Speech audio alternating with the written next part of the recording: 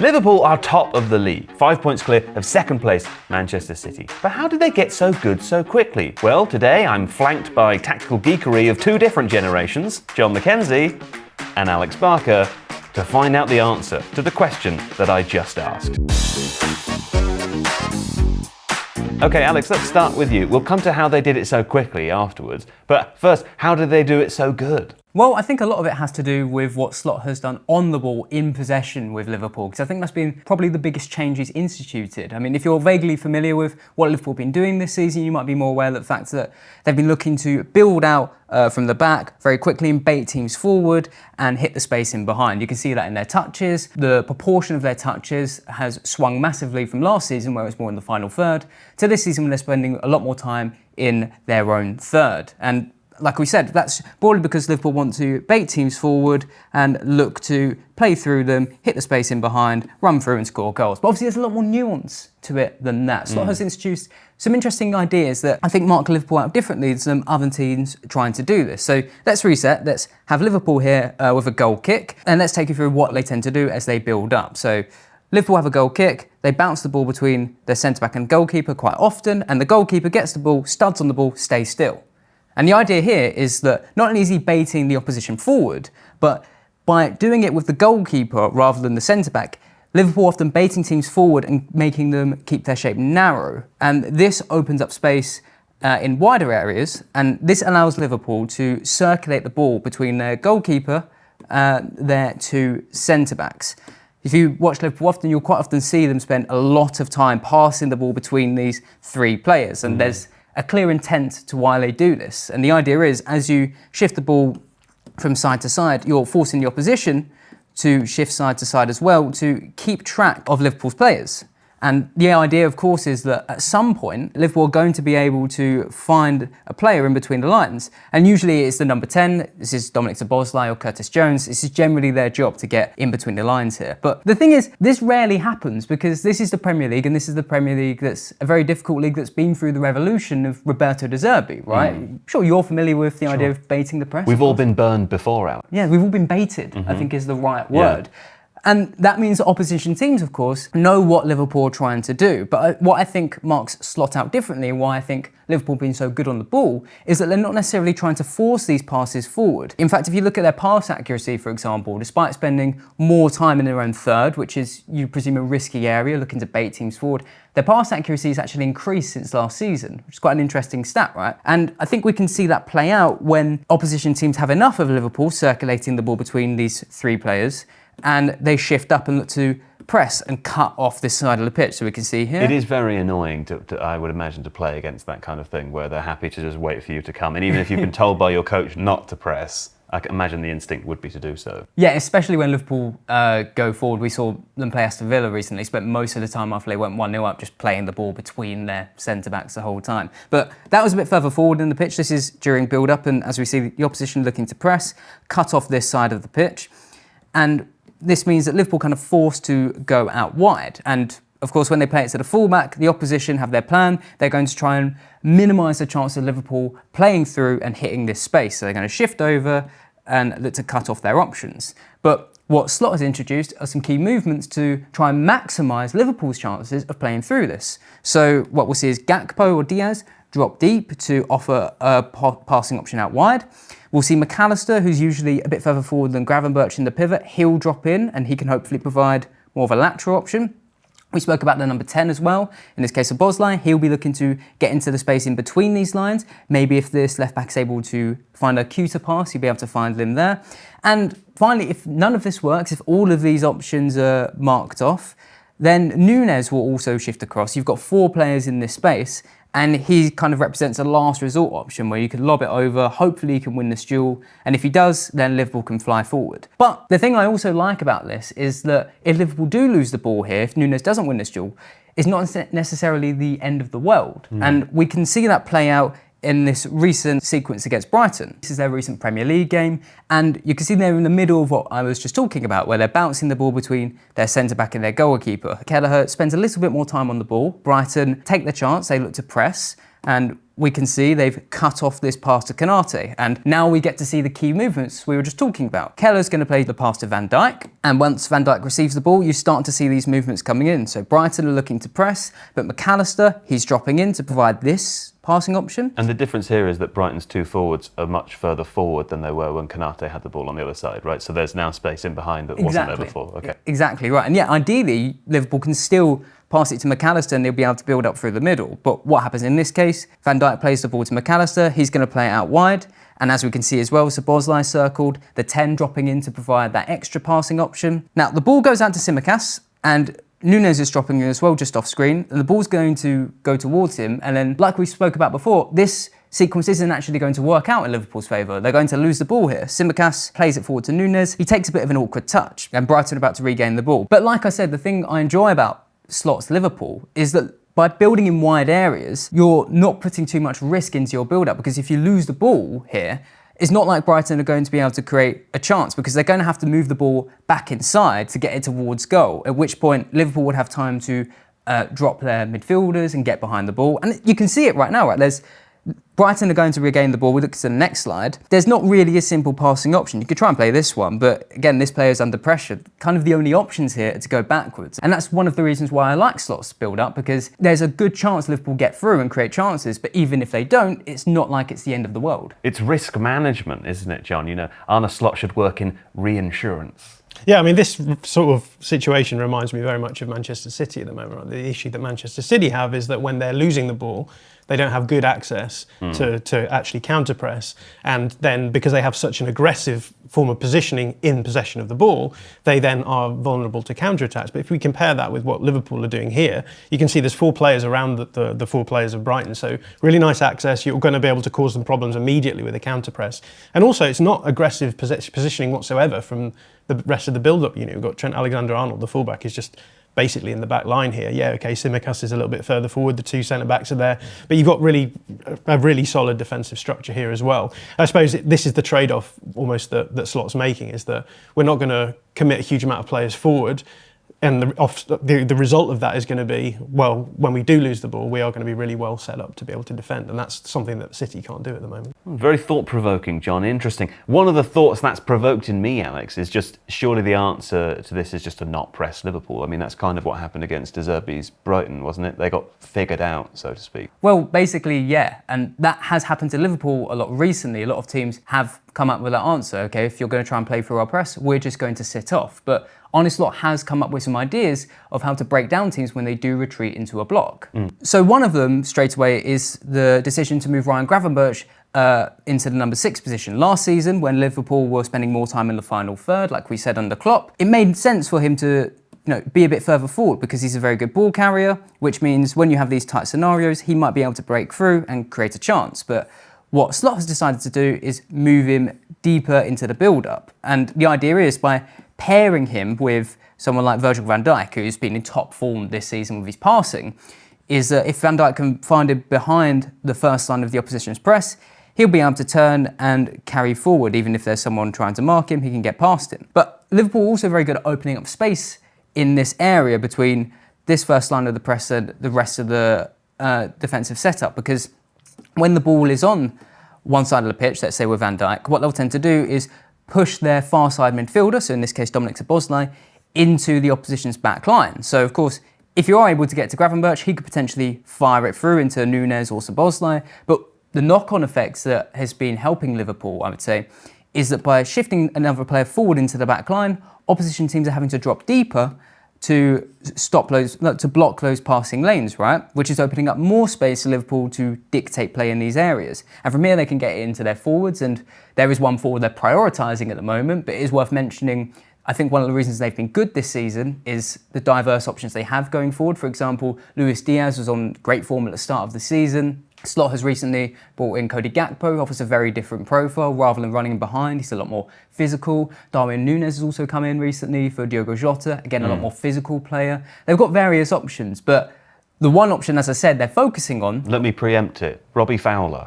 No. Oh. It is Mohamed Salah. Oh, Mo Salah, of course. Mo Salah. Yeah. Do you know him? Yes, I do. I do know him, yeah. He's a bit like Robbie... No, he's not. He's not like Robbie Fowler, but... A little bit. A little bit. Mohamed Salah, he's been prioritised in this system. And interestingly, it's actually to the detriment of someone I think a lot of people would argue is Liverpool's best player. Let me guess. John Arne Slot. No, it's going to be You Trent, know what, that's closer. That was a fullback. And in this case, it's a fullback. It's Trent Alexander-Arnold. You know, I don't blame you for not guessing him because we've not really spoken about him, not only now, but this whole season. He's only got 1 assist, I think, in the Premier League. And that's because he's played quite a functional role under Arne Slot. And that's been to stay quite narrow and take players away from Mohamed Salah. And the consequence of that has been that Trent's touches and his passes have dramatically decreased since last season. But some of Salah's key attributes, like his creative output, that has climbed, and I think he's the top creator in Liverpool squad. And another noticeable thing is his dribble output. His dribble success rate is the best it's been since 2019-20. And that's because Liverpool are isolating him more often in these 1v1 scenarios. So he's finding it easier to get round the opposition player. And another thing Liverpool are looking to maximise is when Salah cuts inside and looks for a crossing opportunity. And we can see that in this chart here. So as you can see, Salah sometimes is going on the outside of his fullback. You see these grey dots here coming back away from goal, but the majority of Salah's crosses are going towards this back post. And this is the area Liverpool have looked to prioritise when they're going forward. And we can see this against Bologna in the Champions League. So as we can see, Bologna have been able to get their back four basically intact. There's not really an option for Darwin Núñez to go forward. He's going to have to go wide. He plays it to Mohamed Salah. And immediately what we can see Liverpool trying to do is they have Núñez, McAllister and Diaz all making the same run towards this back post, all going in the same direction, which means by the time Salah gears up to get the ball towards the back post, we can see all of them are basically in the same area. And it means that Núñez, he's wrestling with the opposition centre-back. McAllister's been able to drop off his marker. And we can see Diaz making a run off Posh, the opposition fullback. And it means when the ball does arrive at the back post, Liverpool can essentially walk it in because they've overloaded this zone. And this is something they've been able to continuously do under Arne Slot. I've been running off Posh for years. Yeah, I was going to say, it just falls off me. It's crazy Victoria Beckham's playing right back for Bologna, who knew? But yeah, I think this is really interesting what Alex is saying, because it feels to me like what Arne Slot's done really well. The reason why they've got good is because he's really tried to maximise the best scenarios for the sort of players that he has in forward areas in particular. So he's thinking, what is the profile of forwards we have? How do we get them into the best kind of goal scoring situations? And one of those things is transition. So we've seen that they've been trying to create these artificial transitions through build-up where they can find the ball in behind. We watched the Aston Villa game recently, and I think pretty much half of Liverpool's chances from that came from fast breaks, and a huge chunk of their XG in that game came from fast breaks as well. So the players that they have are going to be much more dangerous if you can get them into these transitional sorts of moments. But when that doesn't happen, he's also finding solutions to get the most out of certain players as well. You've talked about Gravenberch, being able to use him as a way of unlocking low blocks, but also Mohamed Salah finding ways of, almost maximising your chance by being like, in this scenario, everyone overloads the back post, will find the ball into the back post, and this is a way of scoring. So I think what Slot's done really well is actually by finding like easy wins to be able to get the most out of its players quickly in a way that prioritises, I think, goal scoring rather than maybe sustainability. So really interesting to talk about Trent Alexander-Arnold almost be given the back seat at the moment, because Slot realises Salah is the one who's going to be scoring lots of goals. If we can make the scenarios where Salah is able to perform more sustainable, then we'll get more goals, and that will be good for me as a coach, because but the team that I'm managing will be scoring goals quickly. So I think that there's definitely a really interesting sort of quick turnaround aspect to this. Well, it sounds like we're very impressed with Slot here, and you know who else is impressed with Slot? It's James Pearce, the Athletics Liverpool correspondent. Here's what he had to say on the Athletic FC podcast. Did you expect him to start off so steady? And dare I say it, did you expect such resilience from Liverpool so early under his tenure? No. I'd be lying if I said I expected to have seen them, 13 wins out of 15. And one of the two they failed to win was at the Emirates, which was a really impressive point. It's been remarkable. Nobody had any right to think it would go as well as it has done so far. But he's an impressive guy. You used the word understated before. And I think that's a good one to use for him, because he doesn't. If anyone is getting carried away with Liverpool's start to the season, it's certainly not Arne Slot. He keeps on banging the drum about how much there is still to improve. refusing to look any further ahead than the week he's got coming up. The players love playing for him. He's very clear and concise with the way he gets his messages across. The training is interesting, and he keeps things fresh, and it's dynamic, and people have really bought into his ideas, and it's it's just working at the minute, and I think it's testament to the environment he's created in a very short period of time. That was a very good professional podcast, wasn't it? But if you prefer your podcasts a little bit looser around the stomach, is that right? Rough around the edges. You should know that the Tifo Football Podcast is back with me and John and JJ and Seb and sometimes Alex here as well. You can click the link in the top comment there to go and find it. Audio only. Pleasure for your aural sensation. Okay, they're good. We think they're good. We like them. They're good, right? But also, when I watch them, I think, are they that good? I don't feel like they're definitely going to win the league still, even though they're 5 points ahead. And also, in some games, I don't even feel like they're that dominant. Yeah, Liverpool are really good at some things, and I think in the past, Premier League winners have had to be good at everything. So maybe part of this comes down to the Premier League being a little bit of an interesting beast this year. But what I love to do when I talk about Premier League elite teams is show this slide. You do love to do this. Yeah, it's always a good showing me this slide. Don and I have worked on it. We've really honed it down to like Producer Don. They don't know who Don is. They do. They know who Don is. Maybe they do.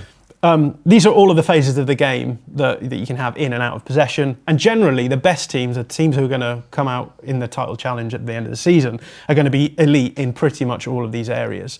And I thought it'd be interesting to just throw this over to Alex, because he's been watching a lot of Liverpool recently, to say which of the phases of the game do you think that Liverpool actually are really elite in at the moment? I think elite is a strong word, so I'll choose carefully to avoid being judged by you. But I think one area where they're indisputably elite is attacking transition. I think you spoke about it just there, how Liverpool were able to get their attacking players into advantageous situations. One way of scoring I've noticed they've been able to do, I think it was against Aston Villa and Brentford, is when they're defending a corner, as soon as they clear that ball, they're immediately flying forward. And it's clearly very coordinated, and it's clearly caught those two teams off guard. One argument could be, though, that they've always been good at attacking transition, right? And that's not a new Slot thing. That's something that we recall from the Klopp era as well, maybe? There's some quotes from Slot as well where he says, we don't really train these transitions because the players are just so good at it anyway. Right. So there's an element to which his job, I guess, is getting them into those moments where the transitions happen. And then it's like when you have players like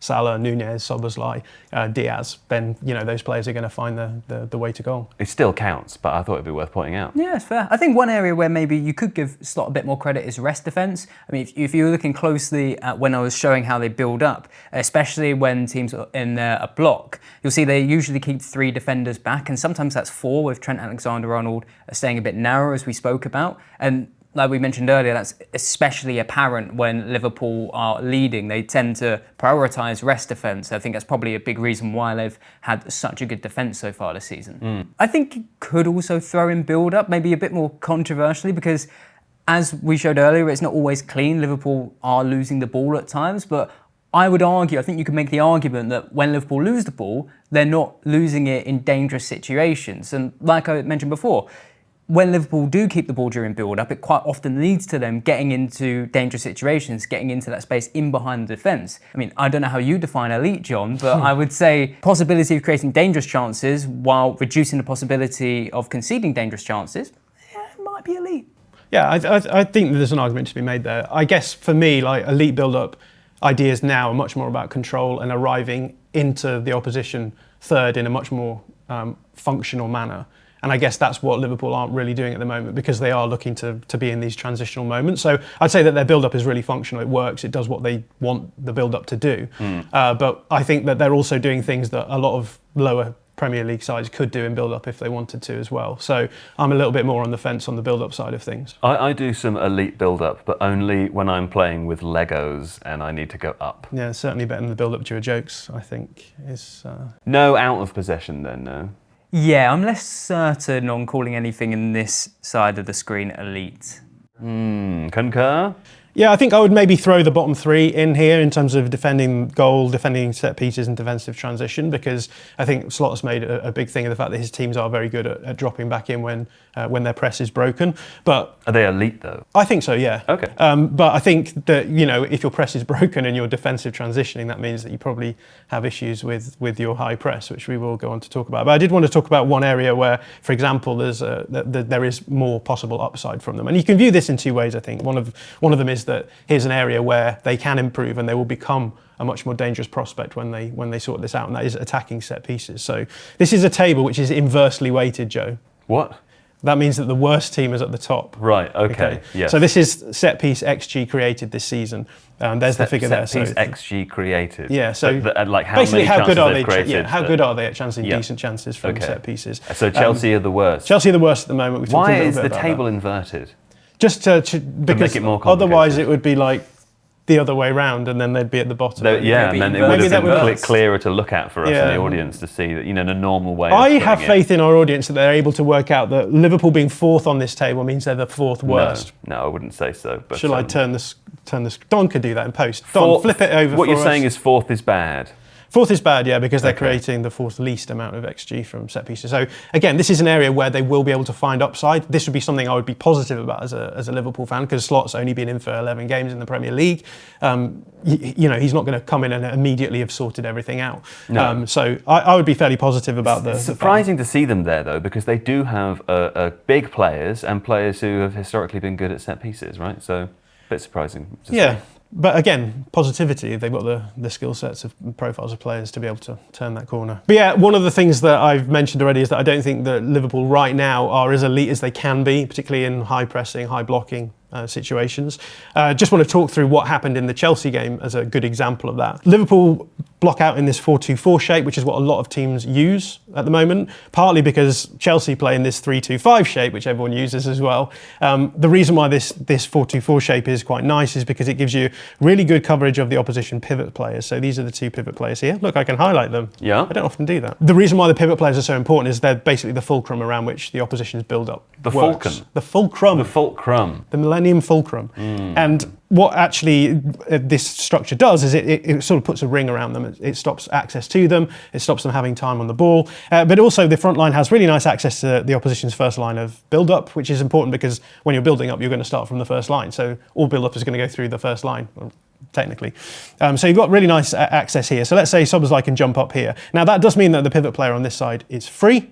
But the whole of this structure is designed then for the player behind Szoboszlai to then be able to step up to make sure that pivot player doesn't have space and time on the ball. Yes. However, the Chelsea structure is designed to cause this dilemma as well, where actually the two interiors here, the two 8s or 10s or whatever you want to call them, they're positioned by the Liverpool midfielders to give them the dilemma of, do I step up to cover the pivot? If I do so, this player might be, for example, Enzo Fernandez, it might be someone like Cole Palmer. These are dangerous players you don't want to have between the lines. You may be creating a passing lane for Chelsea to find that kind of player. So there's a dilemma there as well. And what we found in this game actually was that Liverpool were leaving these kind of options open for Chelsea all the way through the game, particularly in the first half. So this is the basic setup. Here's Liverpool's back four, here's their midfield two, there's the front four. And as you can see, they're in that ring around the two pivot players here. So you've got pocket Caicedo full of and posies. That's right, yeah, it's quite beautiful really. And as I've shown, there's lots of access here. So, if one player jumps forward, there should be a player behind them to be able to cover. But I want to show one way that Chelsea actually forced this to become an issue in the way that they were building up. So what happens here is the ball gets passed out to Reece James, who's functionally the outside centre-back here.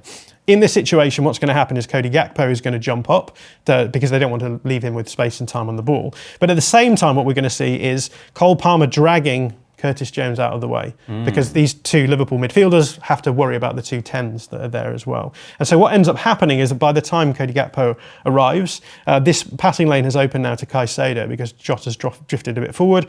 Curtis Jones has gone out wide and Cody Gakpo has not really closed the passing lane that well.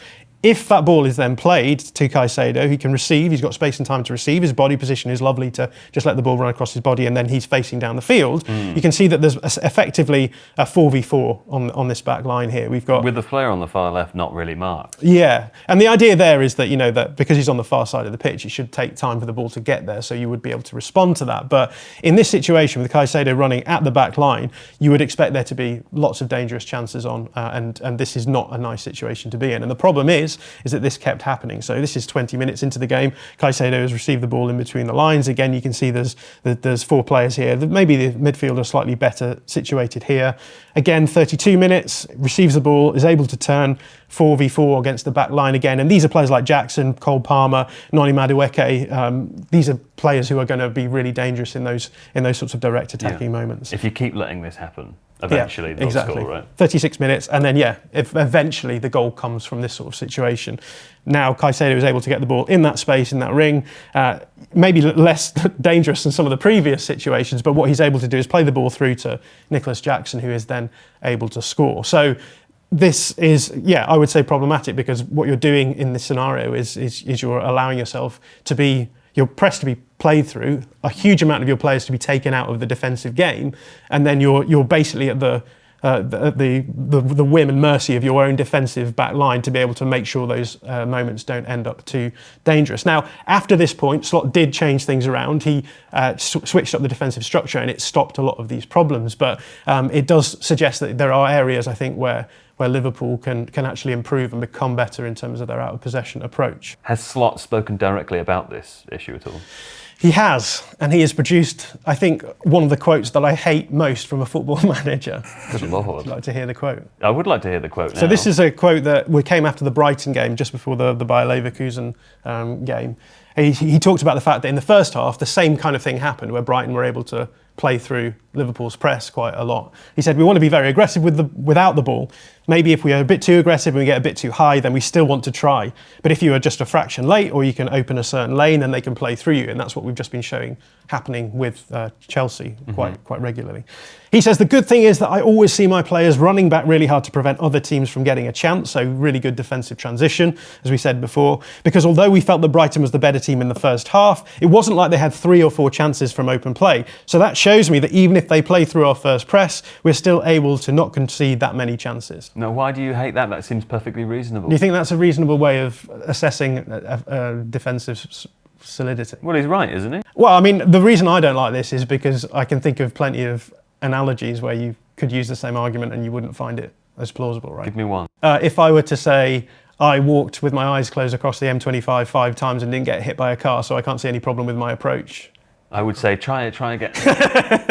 Just keep trying. Yeah. Make sure your eyes are properly covered though when you're doing it. Yeah, I think the reason I dislike this is because for me, it sort of smacks of a guy who's got away with it for 10 games and thinks that he's going to continue getting away with it for the future. I love in this show we're getting a glimpse of the real Jon Mackenzie. Jon, who hates any team that has got lucky or thinks they've got away with something. I just think, I take what you're saying, but I think it's also kind of fair. I mean, obviously, if your first press gets broken, you want your defensive transition to be good, and Liverpool can do that. But I just think that when you go into games now with people aware of how you cause them problems, and they're doing it in a lot of games where the first half is they're slow to get the press sorted out. Yep. I think that what you do in training the week before you're playing Liverpool is you're saying, this is how we cause problems, this is how we isolate their pivot players, and this is what we do when we get the ball to those isolated pivot players to cause them problems, and eventually they're going to come up against an elite team who are just going to cause them problems and they're not going to get away with it. That's the kind of thing that would be said by a guy who can't ride his own luck. That's true. Unlike me, I believe Slot's way. Magic, everything's just always worked out for me. Not you, of course. No. Not you. Well, speaking of disgruntlement, I hear there's some disgruntlement in Argentina. Phil Hay, tell me more. To Argentina, where there's been much gnashing of teeth over a debutant this week. Have you heard of the social influencer Spring? No, me neither. But on Monday, he made his debut for Deportivo Riestra in an Argentinian top-flight game against Vélez Sarsfield. He started, he played for about 50 seconds, and then he was substituted without touching the ball. He's got 0 professional experience, but what he does have is a massive social media following, which meant that this was a pretty good marketing stunt. They're angry in Argentina though. The words shambles and disgrace have been used, and you can kind of understand why. If you like this story, and you'd like a little bit more like this, or the really big football tales straight to your inbox Monday to Friday, sign up to the Athletic FC newsletter now. Spreen. Do you know who that is? No. I don't know who that is either. Do you know? No, and I'm young and I don't know. Who's Spreen? Okay, so we've answered why Liverpool are good, with some caveats about where they can improve. But to the quickly part, how have they done it so quickly? It's only been 10 games for Slot. Yeah, I think I would maybe flip the question on its head and say this maybe isn't about Liverpool becoming so good so quickly, but everyone else becoming so bad so quickly. Oh. And I think that's a kind of interesting way to look at it. This is the Premier League table at the moment, and on the right here we've got a metric which is called expected goal difference, which is what you might expect it to be. It's if you take all of the expected goals that they create and all of the expected goals they concede, and you take one away from the other, and then divide it by 90 minutes because it's per 90. So this isn't every game. Right. You end up with these figures. So what we can And see just to from check, this table is not inverted. this is not inverted. This is the right actual way, Premier yeah? League table right now. Okay, so- good. Breathe. And here you can see that Liverpool are putting up an expected goal difference per 90 minutes of around plus 0.98. That's nearly one expected goal difference. What that means is you would expect them to score a goal more than their opponent on average, which is good. If you do that across the course of a season, You'll win every game. you'll win every game 1-0 or 2-1. Yeah, that's exactly what it You'd be means. expected to win every game. You'd be expected to win every game. Yeah, that's the way of putting it. So this is very good. Liverpool clearly worth their place at the top of the table right now. Yeah. But actually, I think what's really interesting is to compare this kind of rate of expected goal difference with previous seasons and previous winners of the Premier League to give us a sense of where Liverpool are at relative to those winners. So this is all of the winners of the Premier League going back to 2017-18. Light blue means it's basically Man City, right? And then we've got the one season when Liverpool won it. Oh, they were lower than they are now. Yes, so we've got Liverpool now. This is Liverpool's expected goal difference now, just under 1. Man City generally are above that line when they win. Yeah. There was this season here in 2021 as well where City were about the same level of where Liverpool are at right now. This was a very uncompetitive year.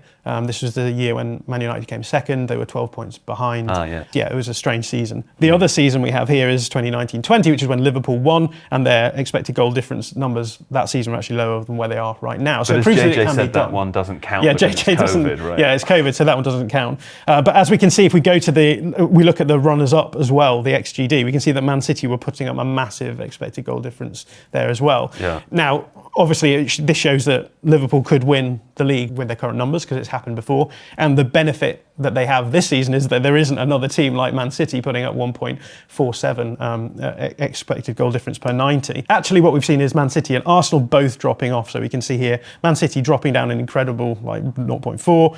Arsenal even more, incredible drop off from them, obviously given the caveats. But Liverpool actually Also dropping. slightly dropping off as well. Yeah. So Liverpool are worse. yeah, well, according to this one metric, which is a very noisy metric, and it's merely I'm just indexing it as a way of showing you the sort of level that they're at. So yeah, to me, what's happening here is that the other two teams have dropped off a lot. Liverpool are still putting up impressive numbers, similar to what they did last season. And let's not forget, Liverpool were in a title challenge last season as well, until right at the very end.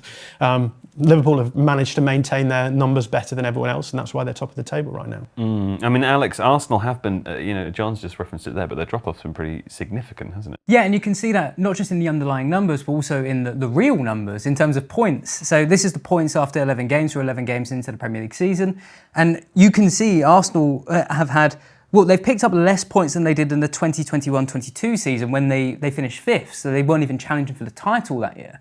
And to pick up less points and then really shows how much they've struggled at the beginning of the season. And you can also see City's points here as well. They've picked up the same amount as in that same season when Arsenal finished 5th. But the interesting thing here, that season was obviously one where Liverpool and City competed heavily for the title. And after 11 games in this season, Liverpool were 1 point behind City. Of course, right now they're 5 points ahead. So it really does set up what you were saying about how the other teams competing with Liverpool have gotten worse, and that's really opened the door for them to challenge for the title. I think the thing about Arsenal as well is we can caveat everything we want about the first 11 games that they've had. They've had the red cards, they've had a few injuries that have set them back. Those things have all gone now, and I would expect Arsenal to start putting up the sorts of numbers that they were putting up last season. But the problem is they're now 9 points behind Liverpool, and that becomes a rate of change problem. I think the problem is that Liverpool are set to, on their current trajectory, which we can argue about whether or not that's going to continue, that they're going to put up about 96 points if they continue at that current rate, which is a lot of points.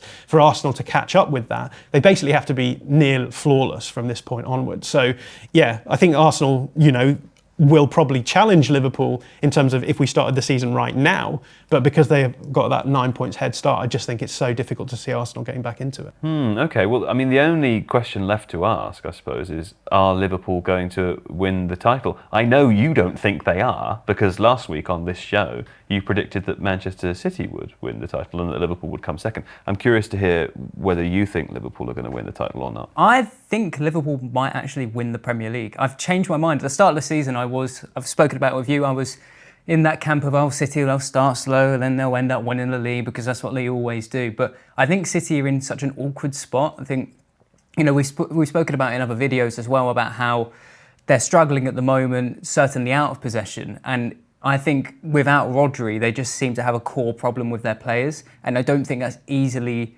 fixed. I think they need to wait until January to properly rejuvenate their squad. And as we've just spoken about, I think the door has been opened so massively for Liverpool that sure they might not be putting up those strong underlying numbers as strong as other title winners. But that was in that context, right, of a Pep Guardiola Premier League and a Pep Guardiola on firing all cylinders. I think right now we're in a Premier League that doesn't have Pep Guardiola, Manchester City firing on all cylinders. And I think Liverpool have built up such a good lead and they're in such a stable position. They don't have to be one of the best teams in Europe. They might well turn out to be that. But I think if they just continue how they are, being solid, good, I think they're going to win the Premier League. Well, that's nice to hear at the end of an episode when Jon Mackenzie said that they've got massive out-of-possession problems, they're not an elite team, and they're worse than they were last season. So I think that's your bias speaking there, Jon. Yeah. I got him! If you like this video, please consider subscribing to the channel. The Athletic is home to some of the world's best sports journalists, including David Ornstein, Amy Lawrence, and James Horncastle. With the latest transfer news and insights on every Premier League story that matters, theathletic.com puts you inside football, and you can try it for free now for 30 days. See the link in the description.